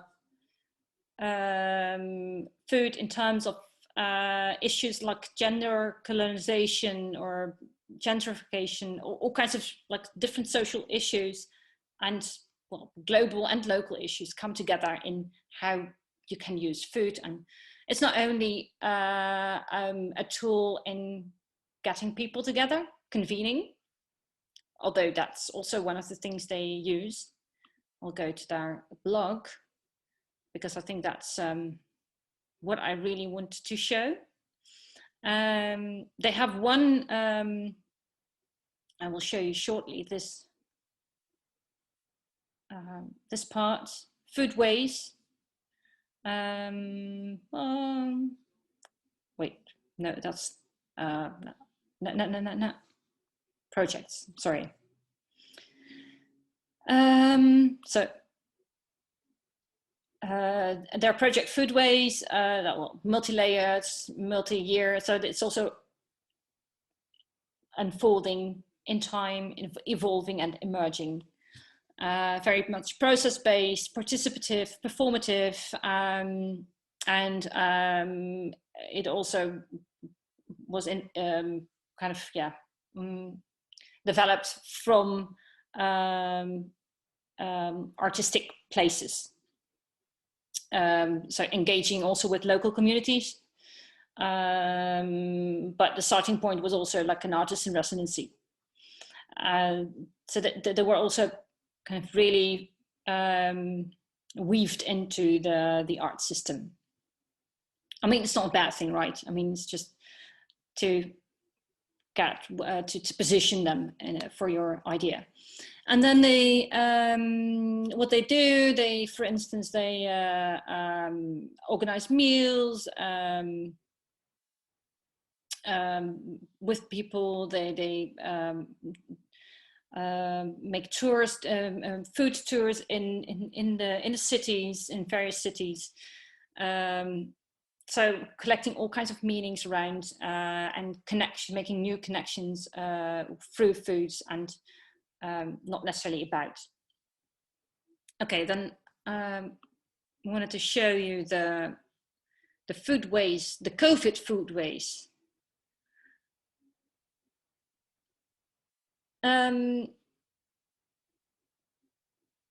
So they invite people to collaborate also with them. How to deal with well, like normally before COVID, they would literally create spaces to convene, to eat together, to talk, to discuss, have talks, have walks, all kinds of different gatherings. But they were, of course, unable due to COVID to gather in that way. So they were very resourceful and finding different ways of convening and also spaces to have dialogues and ways to still enter up, open up possibilities for people to engage in projects. Invitation to participate. So they have, for instance, like COVID foodways, Zoom sessions. So they do eat. And there you see them eating and other people also eat. I've also done it already. I have COVID eating sessions. They also set up rules how you can engage with them. And now, of course, I can't find them. If you want to find them, then they're gone. Yeah, okay. Spatula and Barcode invites you to participate in the first components of the COVID Foodways projects by documenting your foodways on social media, by completing a survey, or even being interviewed. Details are here. Where? Nah. Okay, this is really stupid. Sorry. Oh. This morning it was still there. There apparently COVID food waste. Oh no, there it was. Yeah, it wasn't easy. There are 3 ways to participate. So post image, COVID food waste, the survey, and in-depth conversations. And that's, I think, it's interesting to see that they try to adapt to the current situation and still create these intimate spaces of having dialogues about situation, and where food still plays a crucial role in negotiating each other's values. So yeah, here the COVID food waste survey. Hello. That's not. Oh yeah. I'm very risks.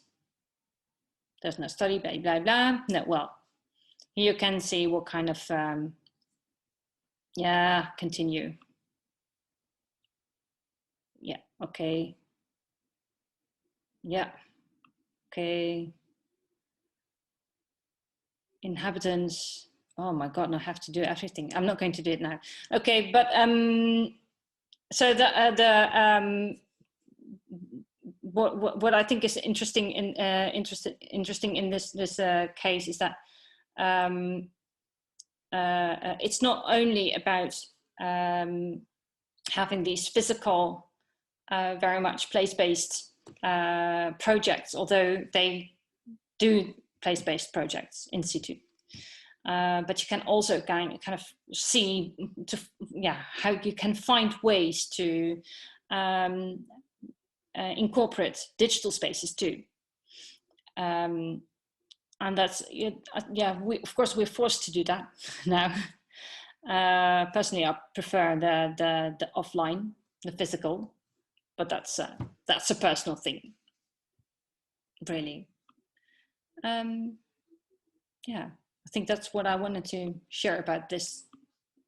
Oh, verlaten short. Nice. So it's also about this flexibility and being open to things that come on the way, or what you were also saying on the previous project, like maybe not have a so clear ended, but embrace also what's on the process of making. And maybe here they didn't think about taking this project online, or even scaling it up to a global reach, but because of the situation, then they took this as a possibility to develop this. Exactly. Yeah, it's being alert to recognize the possibilities also.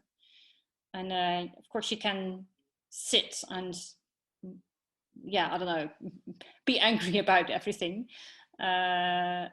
But I think it's good to start opening up opportunities, creating them also, creating the spaces to reflect.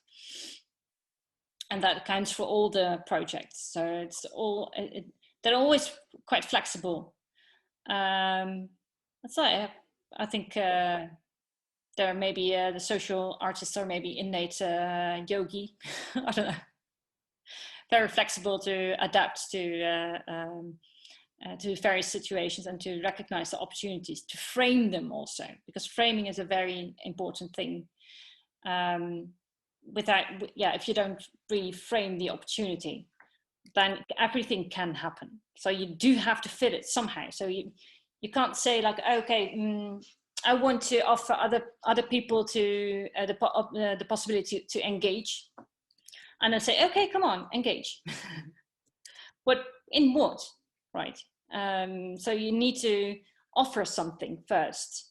So to chew on, or to I think I have a very nice also quote of Jan van Heeswijk. I think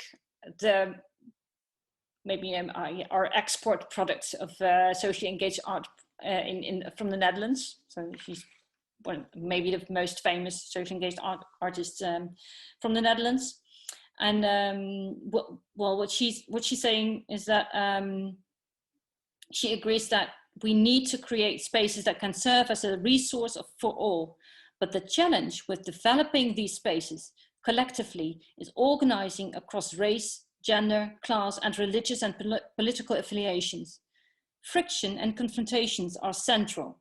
And for this, it is important that people discuss their value systems and dare to let go of their subject positions for the building of trust and collective desire. So it's, she also mentions that it concerns a collective exercise of care. So that as being imagination, a collective exercise of care. So that it's not only about what you think or what you think is important, but letting the other in a way, so that there is always kind of, and it's not easy. I mean, it's not that, oh, we are so happy together and we convene and we like each other, and it's in the Netherlands, at least, it's socially engaged art practices are often referred to as soft projects, that they only want, like, it could easily happen in the Reinventing Happiness project. Like, oh, it's about happiness, like it's soft and it's only about pleasing the other, or avoiding confrontations. But it's the other way around. It's very much confrontational. And it can be humorous at the same time. So you can use humor to kind of smoothen out the friction a bit, or use playfulness. I mean, it's, yeah, someone wrote in one of the introducing themselves in the document, that she developed a card game or a game. Well, I was also mentioning an example of a game. Games are very much tools in those projects many times, and I think also there's also some kind of playfulness in Pablo Guerra's work. It's serious, but it's also playful in a way. But it's not a joke. It's not. There's humor in it, but it's not a joke. It's playful, but it's not in as a whole just a game. Like, because it's not there's a play with fiction, but it's not fiction itself. So there is a fine line. That's also the ambiguity. So there is it's ambiguous what's real and what's not, because it is real, but other things can happen than you would normally expect. So as soon as people see like this weird tent on a square, and they think like, oh, what's that? Or this weird desk made out of shuffleboards, and I don't know what to do with that. Then it maybe scare people off, but makes them also a bit curious. Like, what's that? Maybe it's also open, so like, let's see what it is. And that also kind of opens up, and especially when you can say like, yeah, but I'm also doing it as an artist. Not saying like, no, but I'm going to bring you this artwork. No, but saying, oh, I'm curious. I just really want to know what your opinion is on this. And then you immediately trigger like the almost an intrinsic curiosity with people who would maybe normally not have any interest in art whatsoever, but they can have their own idea, fitting it in. I think that's really nice when that happens. Frederiek, we have maybe the last question for today. Mireille, would you like to? Yeah.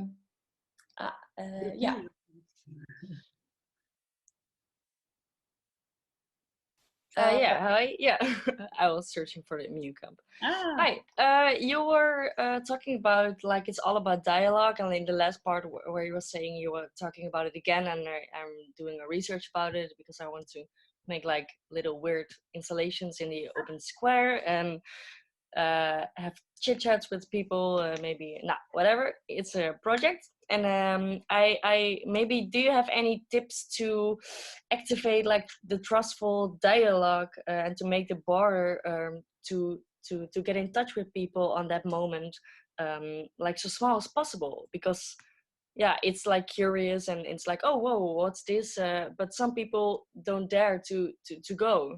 Do you have any tips for that? Oh yeah, yes. Well, it can be very small. Like it doesn't have to be big.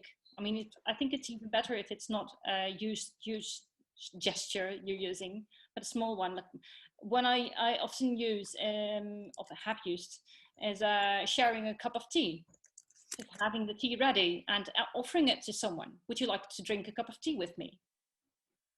And then you have this opening up space, and there you go. There's not much more needed.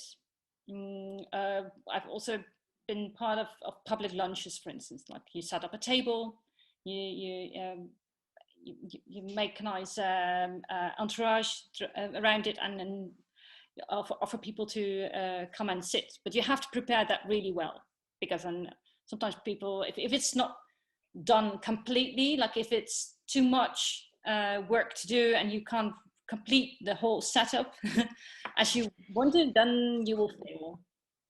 So the minimal the better, I think. Or a little note, to give just a little note to someone, and they will look at it, or maybe something they can back, or maybe you can ask something from someone. It's very low key, so lower the threshold. I think of threshold, I mean, and I haven't mentioned it, but it's really about lowering the threshold. Yeah. So it's the simpler the better, I think. Yeah, cool. I mean, of course, this whole structure Pablo Guerra was dragging around is of course immense, but it's also very simple. Like how was he like getting people in a sense? Was he just talking to people on that specific square, or was he? And he did simultaneous things. So he invited people because he used his network. So he went somewhere where he knew people already, or he just did some phone calls and tried to reach people from the local government, or from the local arts foundation, or also maybe youth work, all kinds of organizations. And at the same time, he also just entered the space and put the stand there and sat and wait. So I did simultaneous several things. Because that was a huge like a month, it took him months years to prepare it, 3 years to prepare it, and months to travel around. I mean, that's not really simple anymore. But if it's really about engaging in small conversations on the streets, I would keep it really simple. And the surprise act is most, I mean, yeah, it's people are very much afraid to talk to other people. But if they are being addressed on a human level, then they're often quite open. But there should be something that opens up the conversation. Yeah, it's like a creative start or a start. Yeah, exactly. And not with a book, because then they easily think that you're selling the Bible, or which is also fine if you want to do that.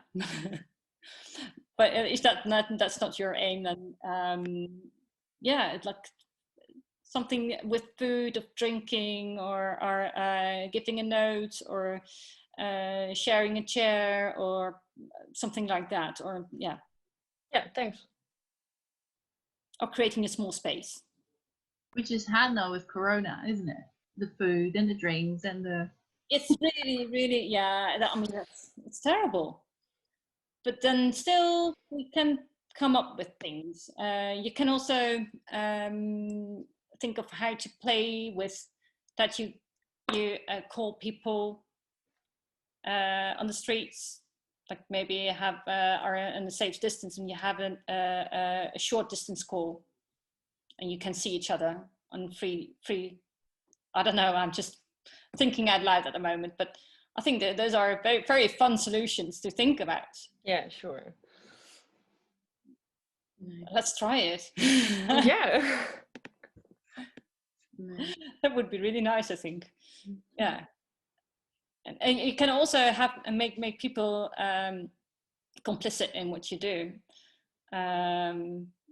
You can act alone, but you can also ask other people to already operate in it. I mean, not to play it, so to say, but maybe to also have more leverage, so that more people can engage in it.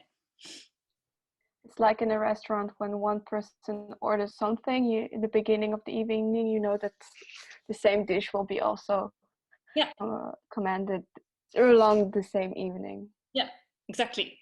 Yeah, yeah, it's the same. It's that effect, so to say. Yeah.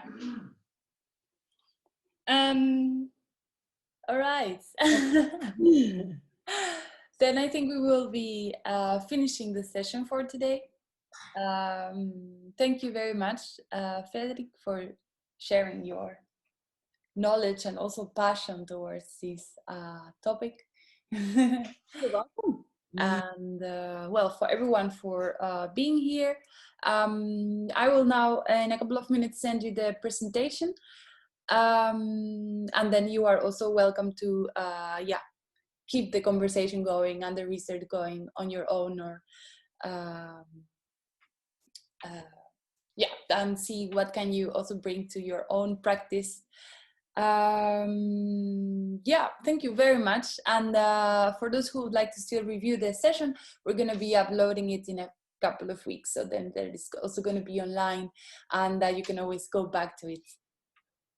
We have some comments. Are there, Antina, she asked, maybe the last question, are there any interesting publications? Actually, Frederiek, you said you would be working on a couple of suggestions, and that then, so yes, we can, Frederiek will email them to me, and then I can also email them to you, all of you guys, to keep on researching about it. Now you're welcome. Great. All right, guys, thank you so much. Thank you, Frederiek. And thanks for having me. No, you're welcome. Thank you so much for your time. Bye-bye. Bye. Bye.